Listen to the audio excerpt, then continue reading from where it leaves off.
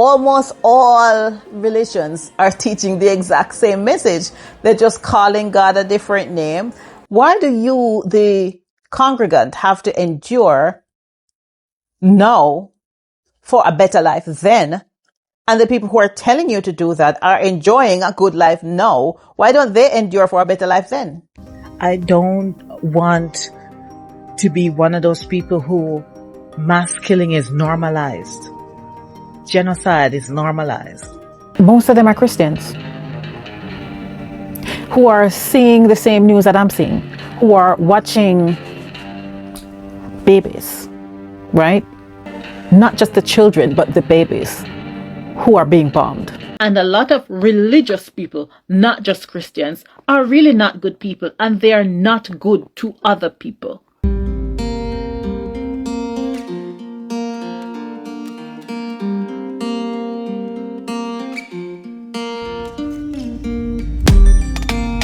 So I've come to the conclusion, just a rotten piece of fruit. So I'll end up dying slowly, rotting away. I come from a family of Christians. I grew up in the Seventh-day Adventist Church. My grandfather was a deacon. All my life, my family has been active in church. You know, many of them are still members of the Seventh-day Adventist Church. So I grew up very religious. And at one point, I myself was a real staunch devotee. I never imagined that the day would come when I would be even speaking the way I do. So I've come to the conclusion, I'm just one man amongst thousands. I think one of the reasons I started to question Christianity was, well, there were two things. One was maybe about 15 years ago. I remember I was a regular member of the church at that time. I was close with many people there. I used to spend like an entire Saturday at church.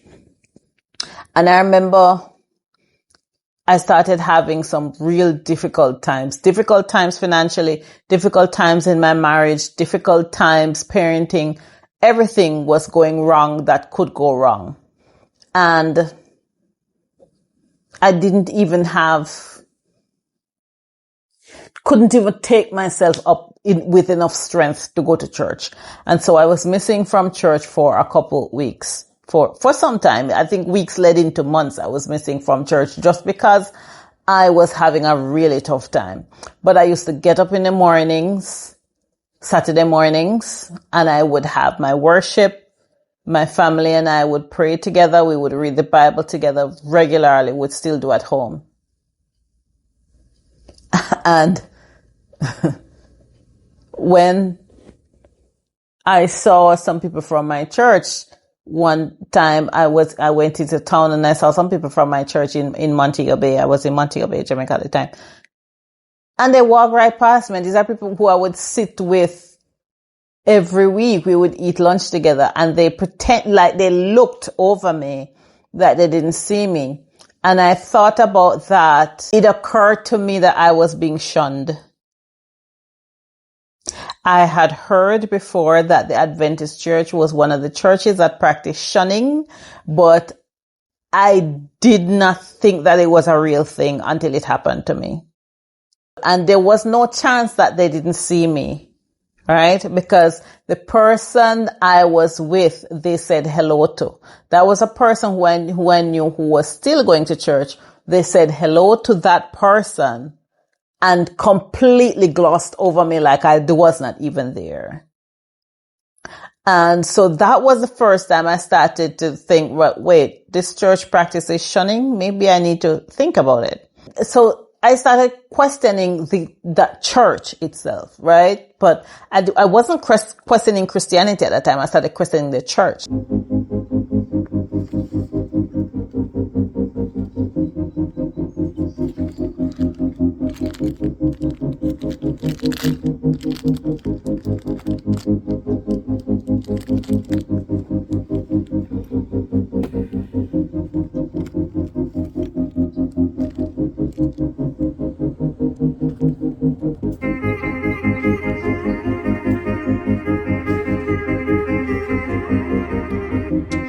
When I started questioning Christianity was when I started looking deeper into some philosophical teachings that I had learned years earlier. One of the things about philosophy is that it helps you to kind of become more aware of how knowledge is acquired, how knowledge is received and processed, and how people justify new knowledge or justify existing knowledge and beliefs when they encounter new information. I had no reason to question what I believed until certain new information came into my life.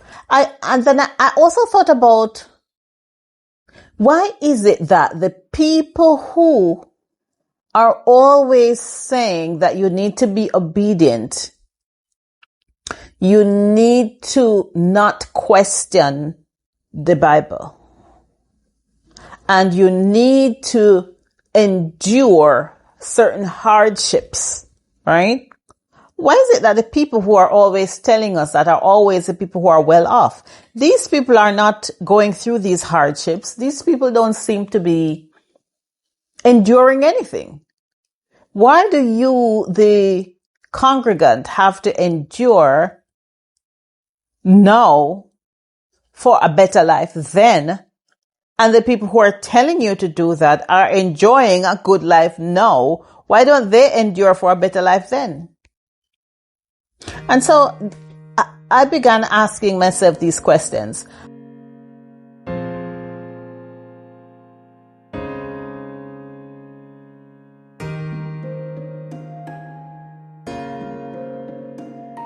And I think when I started learning about other religions and seeing the similarities in how almost all religions are teaching the exact same message, they're just calling God a different name.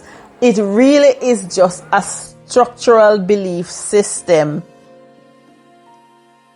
that serves its purpose for many people, you know? And I am not saying that people shouldn't believe in that. You know, if it serves, religion serves its purpose. For many people, it is a source in their lives of, you know, of calm.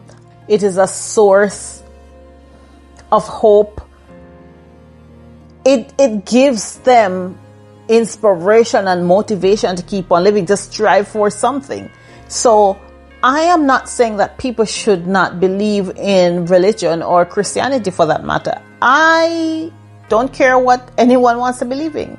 But what I'm saying for me is that this is just another piece of information that is passed down, except that this piece of information has a specific purpose, and it is to make sure that many people, as many as possible, are obedient to a certain point and don't question things beyond that point.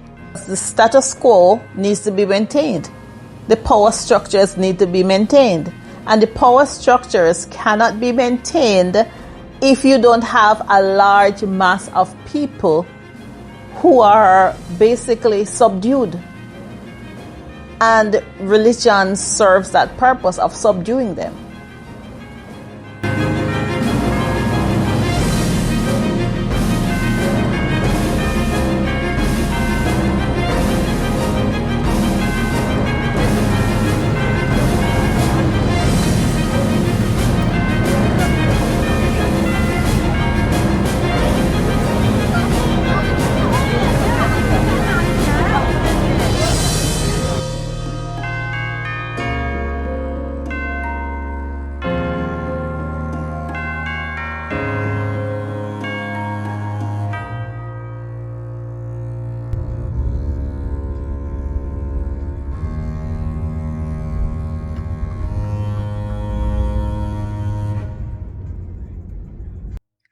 So I just visited the Bronx Museum and it was very interesting. They were showing a video of some public school kids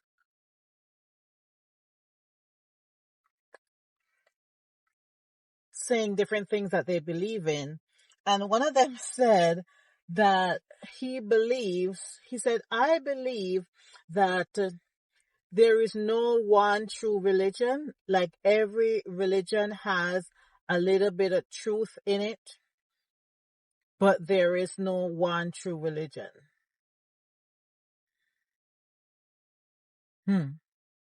When I started my questioning journey, I used to think that every religion had a little bit of truth in it. But what I now believe is that every religion is designed for what it wants for the specific audience. So it's not that there is truth to it, it's that it is designed for an audience. So the purpose of Christianity, I believe, is to serve as a tool for capitalism, right? To have obedient people for capitalism. I've already said this. And so it is designed for that purpose.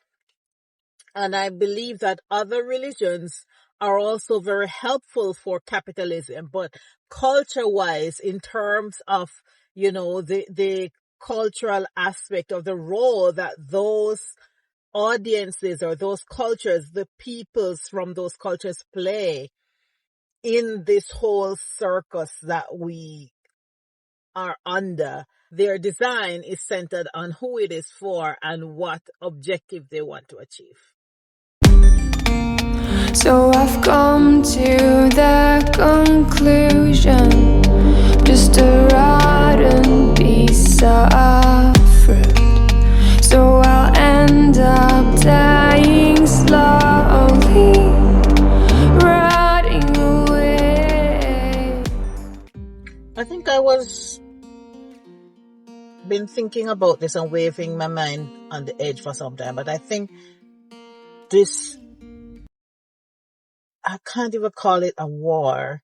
It's an annihilation, rightly a genocide. What is taking place in Gaza is what really pushed me over the edge. دبابات الاحتلال الإسرائيلي هذه جثة أيضا لامرأة أي ابنها مش عارفة تقول ومش عارفة تقول.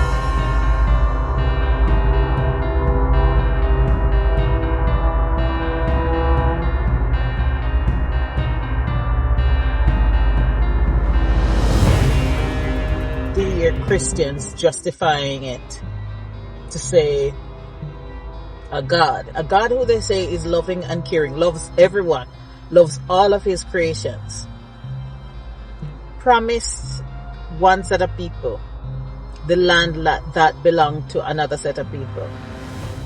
And in order for that promise to be fulfilled, one set of people must be annihilated. And they have no problem with that as long as God's plan is fulfilled. The Bible says Jerusalem is the city of God. The Bible says that God has placed his name there. That's the only city in the world where God has literally written his name. And as you fly over the city of Jerusalem on the side of one of those mountains in perfect stone formation are the Hebrew letters for Jehovah. So your position here is a political position to keep Palestinians out of it? Not to keep Palestinians out of it, to keep Jews in it. And therefore keep the Palestinians who are here out of it? No, that's not, no. That's a necessary evil. And they're not coming back into here. So whether I am here, whether I am not here, whether it's me, whether it's someone else, whether it's a monkey, whether it's a giraffe, they're not coming back into this house ever.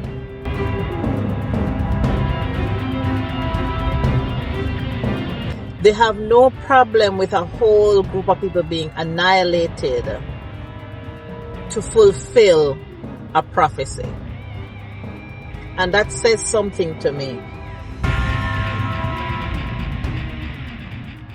Every day,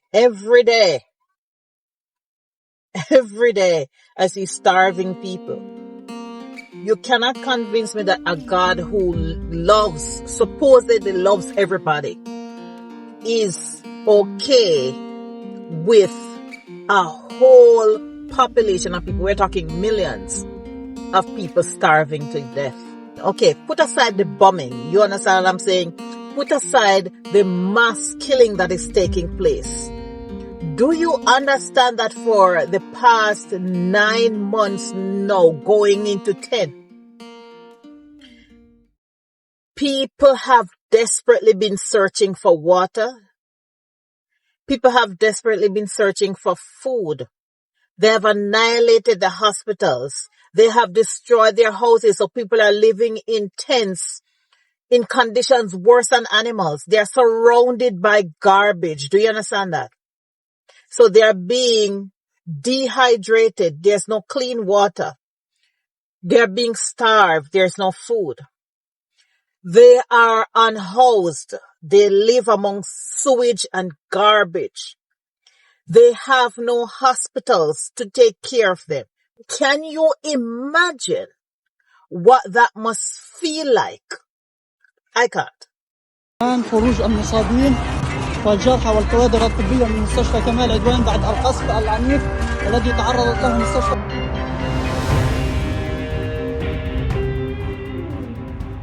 And then to think that someone, a whole country of people living in these conditions, is the fulfillment of a prophecy or the wishes of an almighty God.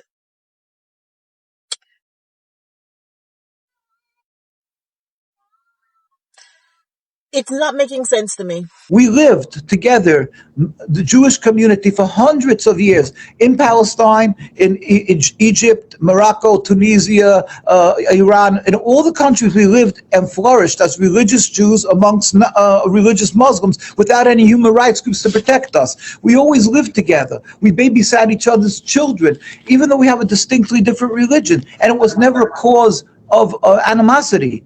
All that changed is the introduction of Zionism, the control of the land. And since that came, which is not 1948, it's in the 1890s or so, and they started coming in and taking over the lands. Since then, there's death and suffering, the Palestinians and of the Jews.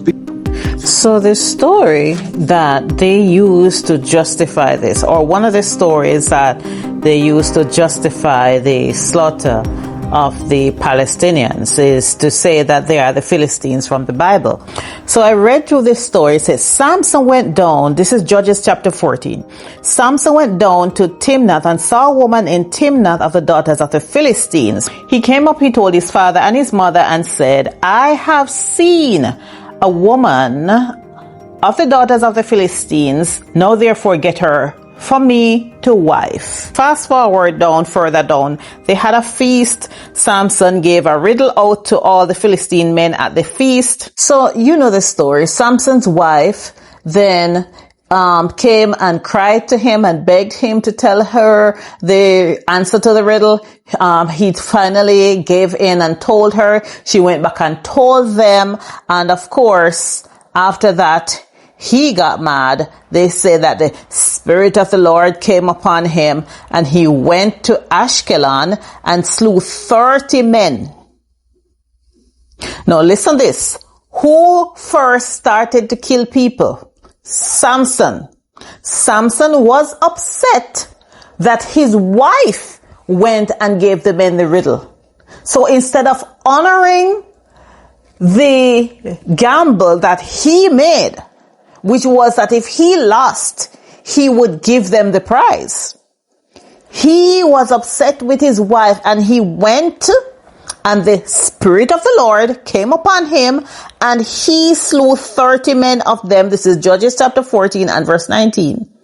And gave the change of garments to the men who had got the riddle, right? Who his wife told the answer to. He was mad at his father, at the woman's father, and say, you know, what happened to my wife? I wanted to go to her.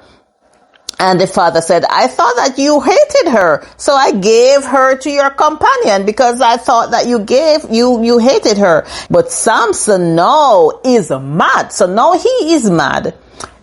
Not just at his wife, but that his wife has been given away to another man. So what did he do in his anger? Remember, he already has killed 30 men. In the same Bible that says, thou shalt not kill. He has already killed 30 men. Okay. Then he went and he said he caught 300 foxes, took firebrands, turned tail to tail, and put firebrand in the midst between the two tails and set the brands on fire and let them into the standing corn of the Philistines. So he burnt down their farms of corn. He slew 30 men and then he burned their farm down. So the Philistines are like, who did this?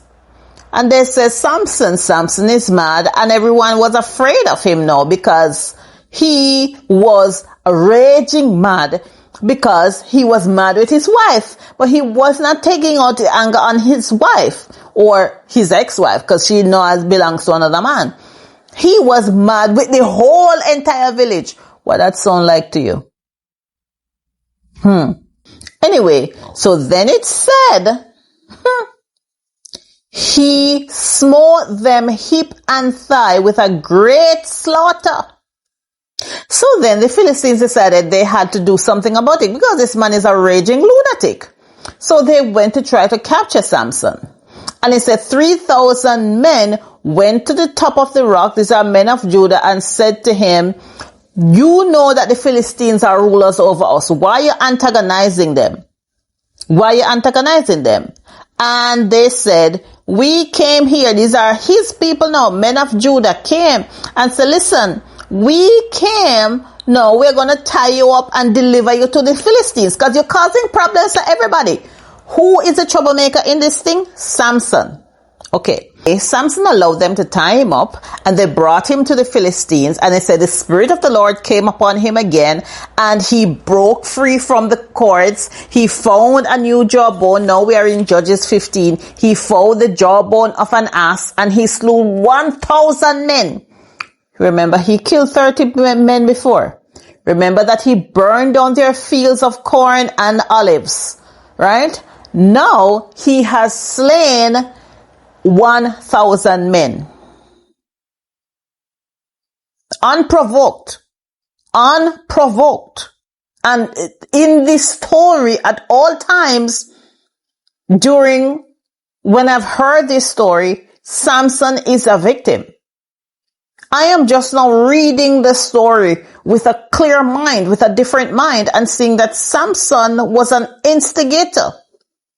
Samson was not a victim in this story. Samson was the instigator. He was a troublemaker. Anyway, so then it said he slew 1,000 men with the jawbone of an ass, right? And then he went, and you know the rest. He met Delilah, and they finally enticed Delilah, bribed Delilah to go in and get the secret out of him. And when she did, then the Philistines were finally able, after several tries, to capture him. And whatever, he stood into the building or the courts or whatever and said, let me die with the Philistines. But looking at this story now, I'm saying Samson was not a victim. Samson was very much the instigator. Samson was the person who went and antagonized these people for no reason. He was mad at his wife. They gave his wife to another man. And he took his anger out on these people. The whole time, acting as if he was the victim. And every time, no, because I still keep the Bible and I still go through it. Sometimes I go through and I look at these verses with a more critical eye than I used to.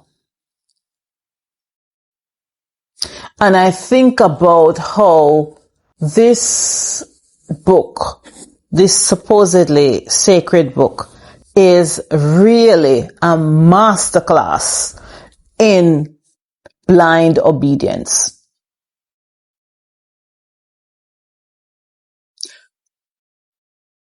In no stretch of the imagination could Samson be in the right, especially since the Bible stresses, emphasizes over and over again that thou shalt not kill, and what should be done to the people who do break these commandments. But in the same breath, we're justifying and glorifying mass murder and celebrating the people who commit mass murder in the name of the Lord. How does that make sense? I've come to the conclusion, just a rotten piece of fruit. So I'll end up dying slowly, rotting away. I'm going through a lot of conflict today because I am immensely proud of my achievement. I am proud of what I have accomplished over these last 2.5, 3 years that I've been studying. I feel that I have become a better person, a more conscious person, a person who is more acutely aware of the inequities that exist around me, and how lucky I am to be in the position that I am in. And so I am going through a deep conflict because my pride in my achievement is underscored by what is taking place in the background. Ain't nobody even say me didn't take me coming down. But me take myself. I take no pride in being a graduate of an institution that is complicit in depriving people of their human rights.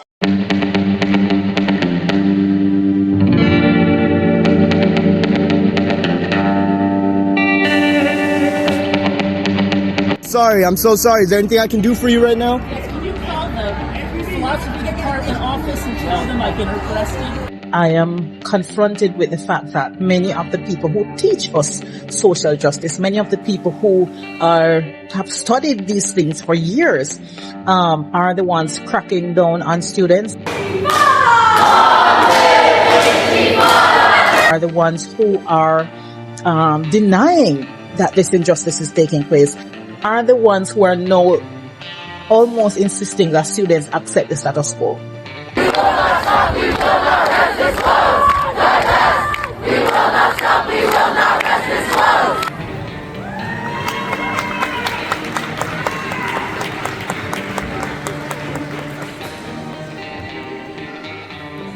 Denise Wiley.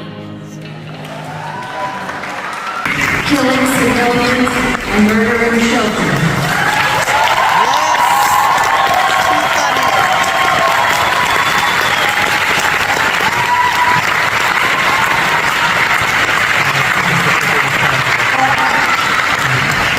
I'm enduring white supremacy of pain and rage gone wild.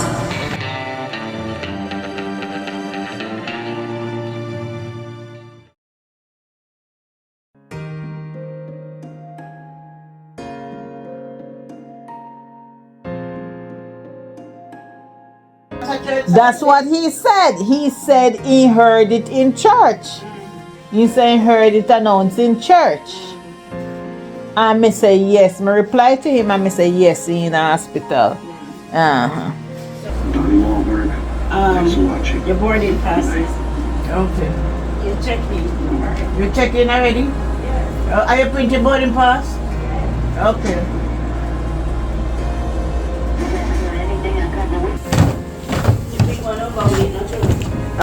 By about 6 pounds. So what I would suggest is that you move some, because that is this is very light. Huh?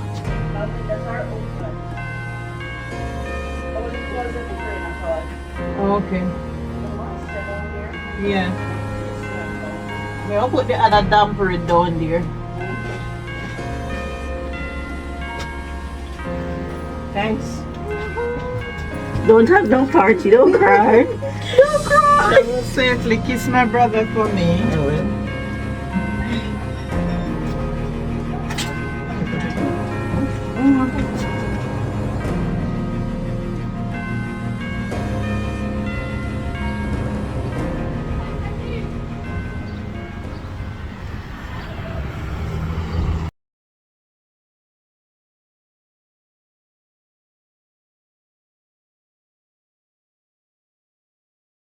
It will always boggle my mind that there are people who believe that every natural disaster is somehow a punishment for disobeying God. For Christianity and most, if not all, organized religion, they're based on the principle of, I am going to this magical place because I do what I'm supposed to do. You, however, are not worthy because you don't follow the same rules that I follow. And so therefore, whatever happens to you, you deserve it because you're not following the same rules that I follow. So we're not on the same level.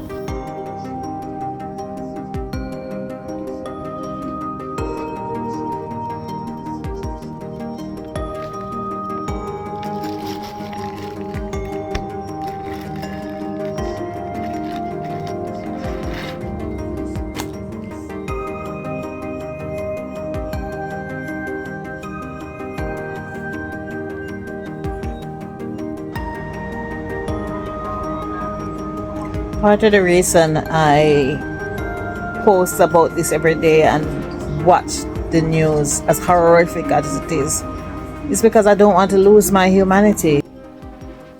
I don't want to be one of those people who mass killing is normalized. Genocide is normalized. Mass starvation is normalized. Torturing people is normalized. I don't want it to become normalized for me. You will walk all over those corpses, go to the ballot box, vote for the one who did it to them, Jalal. And you will dare to look me in the eye and say you did it for Palestine. You did it for them. The nerve, the sheer arrogance of it. It's not for Palestine. It's for your comfort. It's for your status quo. Ya Ilahi. Let there be justice in the world. I'm not too surprised by what President Biden and the other politicians are up to because old white people, and especially old white men, are going to do what they've always done. And it's not really surprising at this point. But the people who I know personally, yeah, that part. Most of them are Christians who are seeing the same news that I'm seeing, who are watching babies, right? Not just the children, but the babies who are being bombed. And tell me that all of this is because there was some land ordained by God how many thousands of years ago to a certain group of people. All alive. The devil's in the detail, lingered inside. What this tells me is that your religion is based on selfishness, right? And you are in the pursuit of your own personal well-being, which is the same way that you feel that a promise was made to a certain group of people thousands of years ago. You are on an individual pursuit for the promise that was made to you, or that you believe was made to you, which is if you abide by a certain set of rules, you're going to get into heaven. Not bad. Play with the monsters. They brought me alive.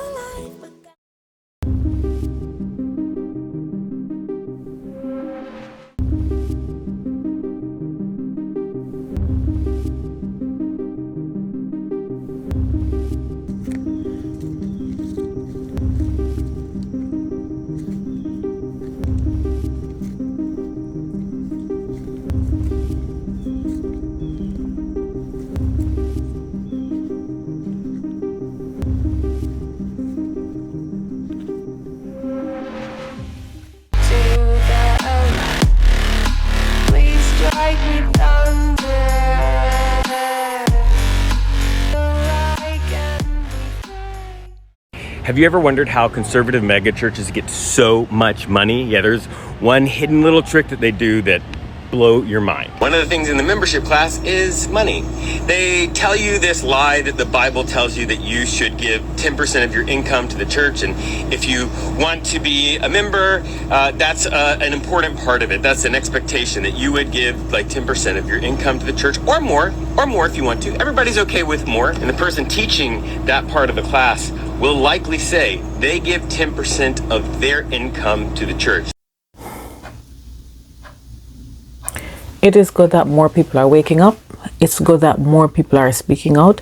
And it's good that more people are finally coming to a place where they can realize that they have been sold a great con. They have been sold a con that forces them to settle for less in every aspect of their lives, while the people who are telling them that they need to be humble, they need to be patient, they need to be satisfied, the people telling them this are living just fine. I think a lot more people would be in church if we didn't figure out that they are just another cog in the wheel of capitalism, a giant machine extracting wealth from the communities that they claim to serve. It's really something to see churches spend so much money, time, and energy trying to distract us from the fact that they are really havens for pedophiles and fraudsters. Pastors constantly shouting, look at the gays over there, look at the trans, look at that woman having an abortion. The whole time, they're the ones we should be watching. Not to mention how some church members coalesce around them when their dirty deeds come to light. After being exposed to different religious teachings, I realized that the core messages are the same, which is be a good person and be good to other people. And a lot of religious people, not just Christians, are really not good people, and they are not good to other people.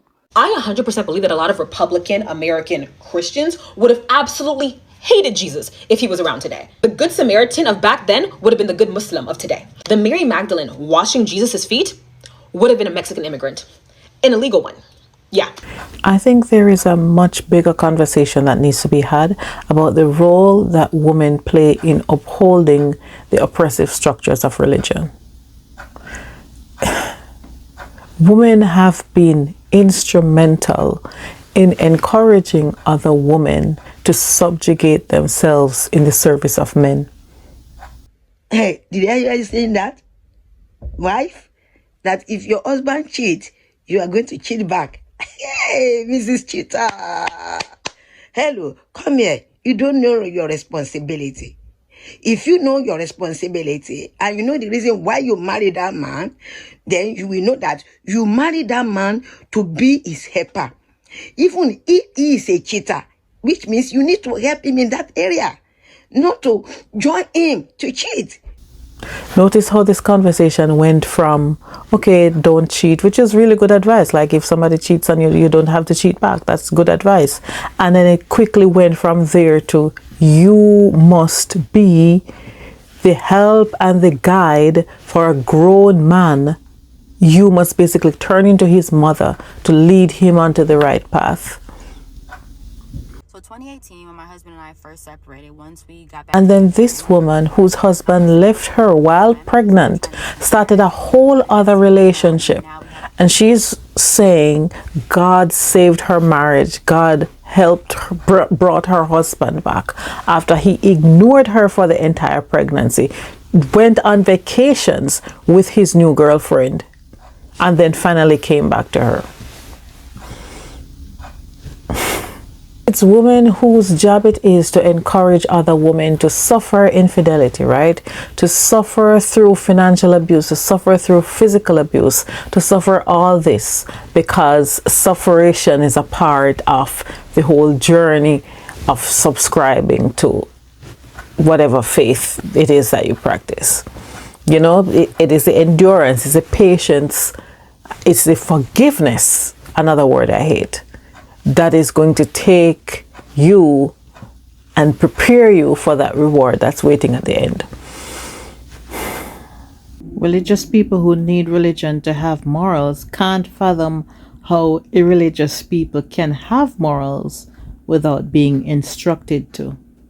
I agree to some extent that religion can be a moral guide for some people, but you don't need it to practice right from wrong. I mean, you only need a basic understanding of what's right, what's wrong, and then do it or don't do it. That's basically it.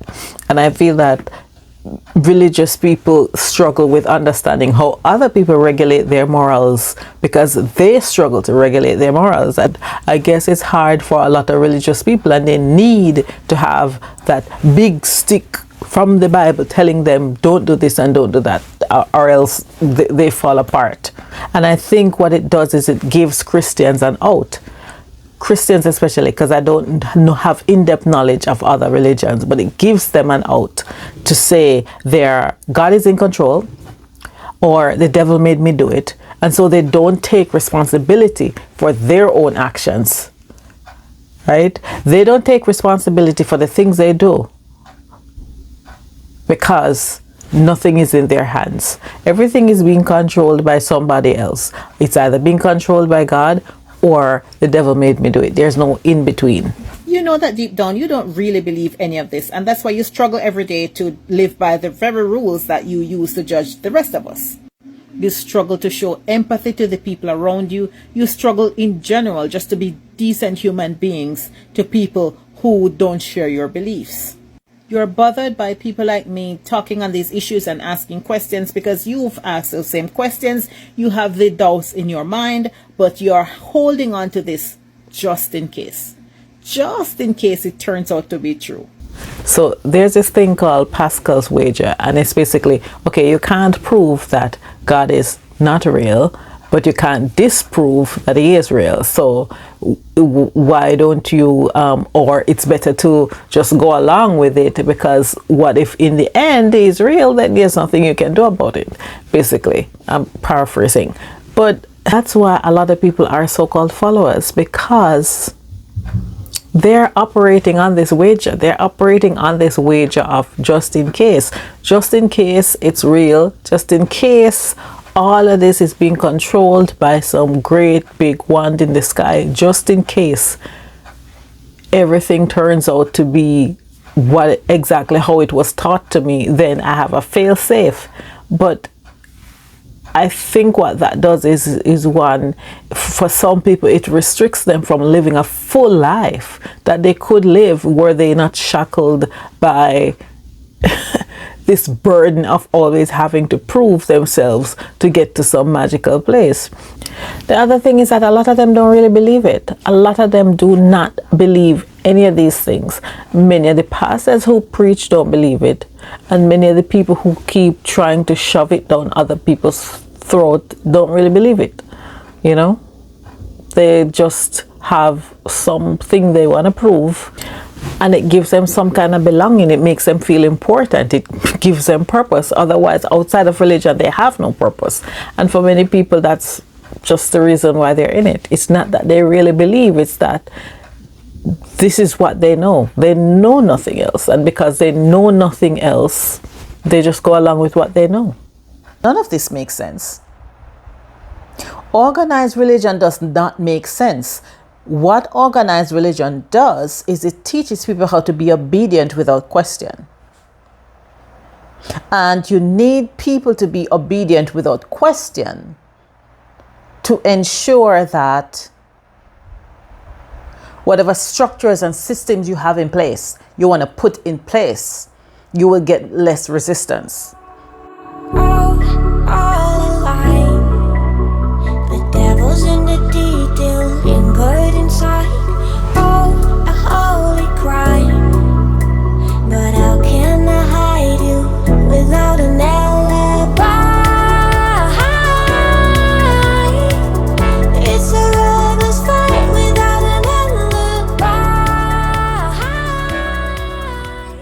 I think that it's good that more people are waking up and speaking out and accepting that they have been sold down the river, and it's full time to unshackle themselves and free themselves from what has been a really deep indoctrination that has lasted for centuries. And it's time to not just unshackle ourselves, but unshackle future generations.